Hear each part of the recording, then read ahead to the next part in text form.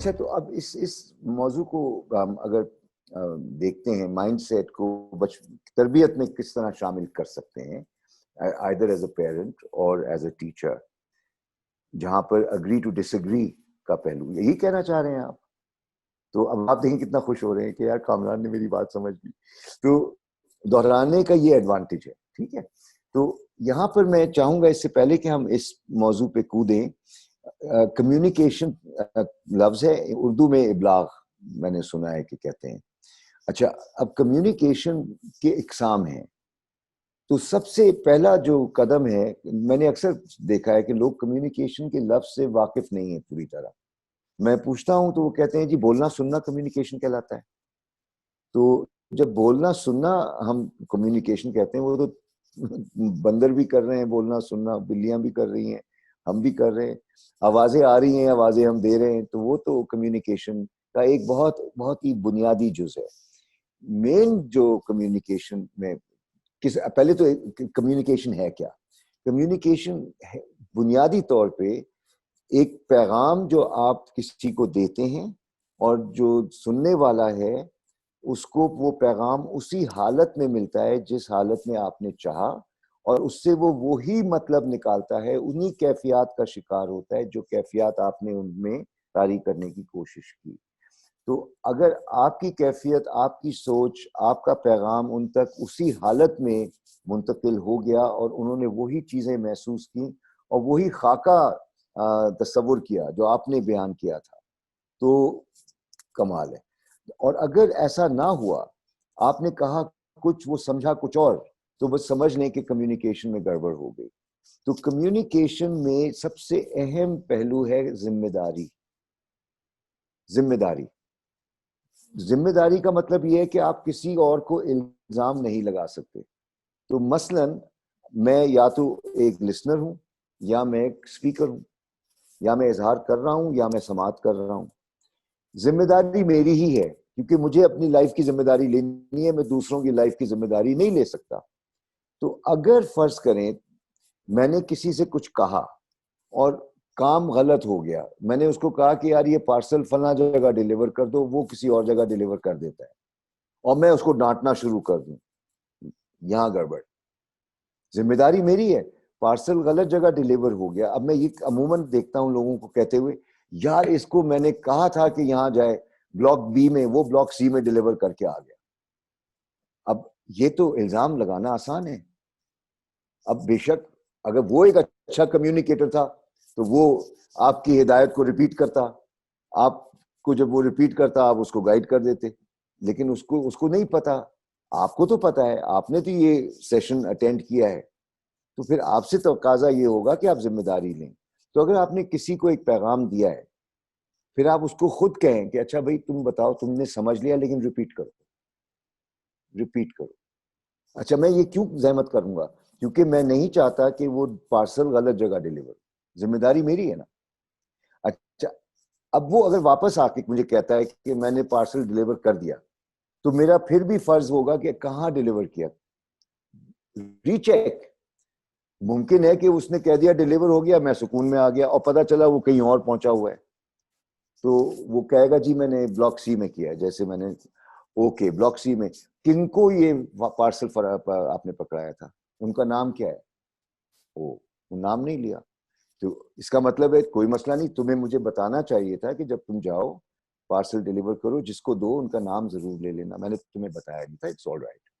تو یہ زحمت جب ہم کر رہے ہوتے ہیں تو ہم ذمہ داری سے چلتے ہیں. تو کمیونیکیشن مکمل ہوتی ہے, لوپ کلوز ہوتا ہے جب آپ نے کچھ پیغام دیا اور اس پیغام پہ مکمل عمل ہوا اسی حساب سے جو آپ نے چاہا تھا, اور آپ کو تسلی مل گئی. اور جب تک تسلی نہیں ملتی آپ کی ذمہ داری پوری نہیں ہوتی. تو لوپ کلوز کہتے ہیں اس کو, کلوزنگ دا لوپ.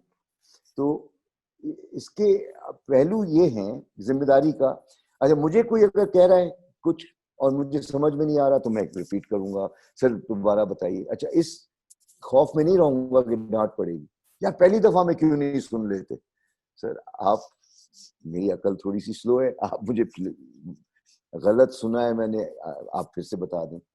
جب تسلی ہو جائے تو بہتر ہوتا ہے کہ ساتھ میں یہ کر لیا جائے.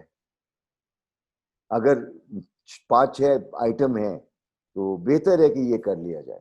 یہ کرنے سے یہ ہوتا ہے کہ پھر بھولنے کا امکان نہیں ہوتا, دماغ دھوکہ دیتا ہے, کیونکہ آپ سے 3 چیزیں کہی ہیں, ممکن ہے آپ ایک غلطی سے بھول جائیں پریشر میں آ کے, تو لکھ لیں گے تو جو کہہ رہا ہے اس کو بھی سکون ہوگا کہ تم لکھ رہے ہو. جب لکھ رہے ہو تو اس کو اندازہ ہے کہ تم ذمہ داری لے رہے ہو, اور آپ ریپیٹ جب کریں گے تو یہ ایک پہلو تھا. اب ٹائپس آف کمیونیکیشن میں ایک ہے خود کلامی, کہ آپ جب خود سے مخاطب ہوتے ہیں, intra personal communication, very important. خود کلام یعنی خود کو سننا, خود سے بات چیت کرنا, اور اس عمل کو عام طور پہ کہتے ہیں سوچنا. اور آپ نے دادی اماں کی کہاوت سنی ہوگی, پہلے تولو پھر بولو. تو جب ہم تول رہے ہوتے ہیں تو وہ تول رہے ہوتے ہیں, اس کو مینٹل ریہرسل ہوتا ہے کہ مجھے یہ کہنا ہے. اچھا, کہنے سے پہلے میں خود کو تو کہہ کے دیکھوں کہ کیسا ساؤنڈ کر رہا ہے, کلیئر ہے, الفاظ کا انتخاب درست ہے, جو زور میں دے رہا ہوں جس نقطے کو, کیا وہ ذرا زیادہ پہلے تو نہیں کہہ رہا, بعد میں کہہ دوں. تو یہ ریہرسل جو ہے دماغ میں کرنا چاہیے. خود کلامی بہت ضروری ہے. اور ایک اور چیز کہ جو میں خود کو کہہ رہا ہوتا ہوں, اگر میں خود کو اچھے پیغام دے رہا ہوں, مثبت پیغام دے رہا ہوں, اپنے اوپر بھروسہ ظاہر کر رہا ہوں کہ نہیں کامران تم سے یہ ہو جائے گا, تم یہ کر سکتے ہو, اور یہ جو تم سے کام طلب کیا جا رہا ہے اور ان لوگوں کو یہ بات بتانی ہے, اس خیال کو کا اظہار کرنا ہے, تمہارے اندر ہے, تم کر سکتے ہو. اور صرف پوائنٹس لکھ لو تاکہ تمہیں پتا ہو کہ آغاز میں کیا کہنا ہے, اس جو آپ نے عنوان دیا اس کی وضاحت کیسے کرنی ہے, اور اس کا اختتام جو ہے, اختتامی نقطہ وہ کیا ہوگا تاکہ ان کو یاد رہے. تو یہ آپ چھوٹا سا ایک ترتیب بنا لیں, شروع, بیچ کا اور آخر. جب آپ نے یہ طے کر لیا, آپ نے ذہن میں اپنے ساتھ یہ ریہرس کر لیا, اب جب آپ میدان میں اتریں گے پھر انٹر پرسنل کمیونیکیشن شروع ہوگی, پھر جن سے آپ مخاطب ہو رہے ہیں. اور اگر آپ خود میں کلیئر نہیں ہیں تو دوسرا کیسے کلیئر ہوگا؟ تو جو چیز آپ کو واضح طور پہ کلیئر نہیں ہو رہی, تو آپ اپنی الجھن اگر دوسرے کو پہنچائیں گے تو آپ تو تعلق میں خرابی لائیں گے, یا اس کے صبر کو آزمائیں گے. تو انٹرا پرسنل ہو گیا خود سے, انٹر پرسنل ہو گیا ایک دوسرے کے ساتھ. تیسرا ہے آرگنائزیشنل کمیونیکیشن, یعنی کہ اگر آپ فیملی میں ہیں تو آپ کو یہ بھی پتا ہے کہ فیملی میں اکثر اوقات کھانے کے وقت میں والد بھی بیٹھے ہیں, والدہ بھی ہیں, بھائی ہیں, بہن ہیں, چاچے مامے آ گئے, اب آپ بات چیت کر رہے ہیں. اب ادھر آپ ایک شخص سے مخصوص گفتگو بھی نہیں کر پا رہے, دوسری باتیں بھی ساتھ ساتھ چل رہی ہیں.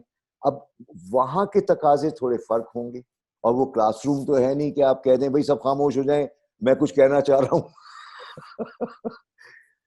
کلاس روم نہیں ہے, وہ فیملی کے ہیں ڈومین. اسی طرح کلاس روم کے اپنے آداب ہیں, مسجد کے اپنے آداب ہوں گے.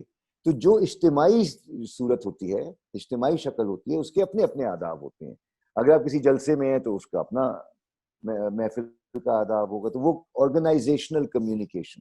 اور پھر چوتھا جو ہے وہ ہے سوشل میڈیا پہ آپ آ جائیے. آئے ہائے, تو آپ تو جانتے ہیں ٹویٹر ہے, تو آپ کے پاس فیس بک ہے, تو لنکڈ ان ہے, تو انسٹاگرام ہے, تو پتہ نہیں. اچھا, اب یہ وہ جگہ ہے جہاں پر آپ اپنی قوت جو ہے نا, اظہار کی قوت جب آپ استعمال کرتے ہیں تو وہ ملٹیپلائی کرتی ہے. تو آپ اگر اپنے بارے میں اپنی برانڈنگ, اپنی پوزیشننگ, اپنا آپ اپنی ساکھ کو اگر بچا کے رکھنا چاہتے ہیں, اور آپ چاہتے ہیں کہ جو آپ ہیں وہ ظاہر ہو, جو آپ کی فلسفہ ہے, جو آپ کی سوچ ہے وہ ظاہر ہو, تو پھر تو بڑی ذمہ داری سے آپ کو چیزیں پوسٹ کرنی ہوں گی.